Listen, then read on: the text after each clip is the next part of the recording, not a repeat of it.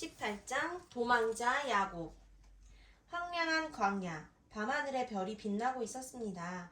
야곱은 형을 피해 몇 날 며칠을 지팡이 하나만 의지한 채 도망자가 되어 걸어가고 있었습니다.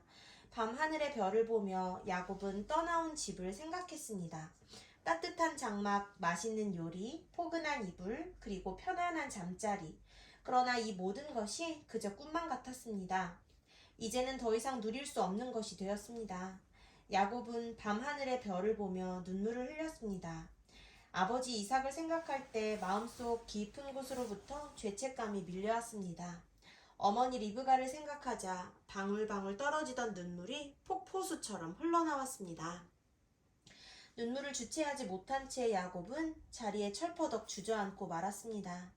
야곱은 엎드려 하나님께 기도를 드렸습니다. 아브라함의 하나님, 그리고 이삭의 하나님이시여, 여기 죽을 수밖에 없는 죄인이 있습니다. 저의 모든 죄를 아시오니 저에게 자비를 베푸사 용서하여 주시옵소서. 저는 이제 도망자가 되어 집을 나왔습니다. 두렵습니다. 배가 고픕니다. 지쳤습니다. 제가 어디로 가야 합니까? 저의 길을 인도해 주시옵소서. 야곱은 기도하다 그만 기절에 잠이 들었습니다. 갑자기 하늘이 환해졌습니다. 야곱은 눈을 들어 하늘을 쳐다보았습니다. 하늘은 대낮보다 더 환한 빛으로 빛나고 있었습니다. 그 빛 가운데를 자세히 들여다보니 열린 문이 보였습니다. 그 열린 문으로부터 야곱이 누워있는 땅까지 사다리가 놓여 있었습니다. 그 사다리는 야곱이 지금까지 본 적이 없는 밝게 빛나는 사다리였습니다. 하늘로부터 내려온 사다리에 천사들이 오르락 내리락 하는 모습이 보였습니다. 신기해서 천사들이 움직이는 모습을 쳐다보고 있는데 하늘로부터 큰 음성이 들려왔습니다. 나는 여호와니 너의 조부 아브라함의 하나님이요 이삭의 하나님이라. 내가 너와 함께 있어 내가 어디로 가든지 너를 지키며 너를 이끌어 이 땅으로 돌아오게 할지라. 내가 너에게 허락한 것을 다 이루기까지 너를 떠나지 아니하리라. 하나님께서는 야곱의 마음을 아셨습니다. 야곱이 얼마나 외롭고 두려워하는지, 야곱의 마음이 얼마나 슬픈지 다 아셨습니다. 그래서 하나님은 야곱을 위로하고자 그에게 찾아오신 거예요. 하나님은 야곱에게 아브라함에게 하셨던 약속을 상기시켜주며 아브라함과 이삭을 인도하시고 축복하신 것처럼 야곱에게도 복을 주시겠다고 약속하셨습니다. 야곱은 깜짝 놀라 잠에서 깨었습니다. 아직도 밤은 깊고 하늘의 별들은 반짝이고 있었습니다. 차가운 바람이 불어왔습니다. 그러나 야곱의 얼굴은 미소로 환해졌습니다. 그는 하나님께서 그와 함께 하신다는 확신이 들었습니다. 잠이 들기 전까지만 해도 쓸쓸하고 황량하던 그 광야가 이제는 하나님의 임재로 가득 찬 듯이 보였습니다. 야곱은 일어나 주위를 둘러보았습니다. 가까운 곳에 큰 돌들이 흩어져 있는 것이 보였습니다. 야곱은 돌들을 날랐습니다. 그리고 하나씩 차곡차곡 쌓기 시작했습니다. 어느덧 돌 무더기가 제단이 되었습니다.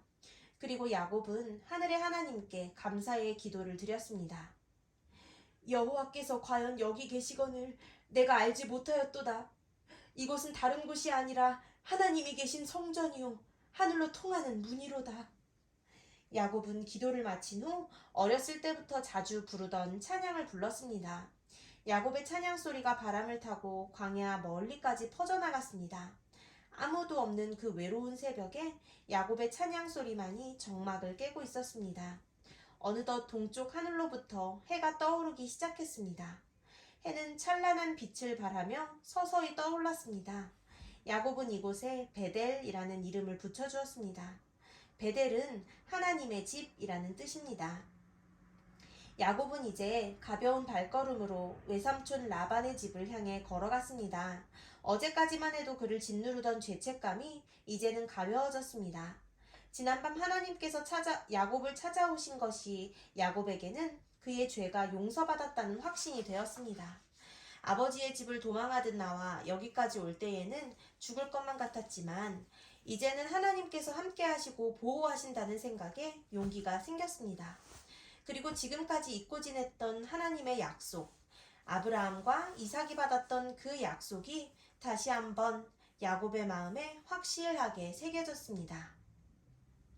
아버지와 형을 속이고 도망자가 된 야곱은 외삼촌의 집을 향해 걸어가게 됩니다. 무엇인가 잘못을 하면 사람은 피하거나 숨게 돼요. 그것이 죄의 습성이에요. 죄인은 자신을 당당하게 드러내지 못해요. 죄를 지으면 죄책감이 마음에 가득 차게 되어 두려운 마음과 부끄러운 마음이 생기게 되지요. 야곱의 모습은 우리에게 죄가 얼마나 무서운 것인지를 알려줍니다. 그러나 죄를 짓고 도망하는 야곱을 찾아오신 하나님의 모습은 하나님께서 우리를 얼마나 사랑하시는지를 말해줍니다. 야곱이 도망할 때에 그는 용서받지 못할 것이라고 생각했어요. 그래서 스스로 자책하며 스스로를 슬프게 만들었지요. 아마도 그 순간 사탄이 야곱의 마음을 더욱 더 힘들게 만들었을 거예요. 우리가 죄를 지을 때 사탄은 우리에게 죄책감을 넣어주어요. 그래서 우리를 슬프게 하고 하나님을 떠나게 만들지요. 그러나 반대로 하나님은 우리가 죄를 지었을 때 도망하지 말고 하나님께 나아오라고 이야기하세요. 왜냐하면 하나님은 이미 우리의 죄를 용서하셨고 또 우리를 사랑하시기 때문에 그래요. 2000년 전 십자가에 달리신 예수님은 오늘 여러분의 죄까지도 용서해 주셨어요. 우리는 그 사실을 믿어야 해요. 우리가 어떤 죄를 짓는다 할지라도 하나님께 나아가면 용서받는 사실을 잊지 말아요. 물론 우리가 죄를 짓는다면 이 세상에서 죄의 결과는 받아야 해요. 그러나 죄의 결과는 받지만 하나님은 여전히 여러분을 사랑하고 여러분 곁에 계신 분임을 잊지 마세요. 광야에서 야곱을 찾아오신 하나님께서 오늘 여러분의 마음도 찾아오실 거예요. 하나님께 우리의 마음을 열어놓게 되기를 바랍니다.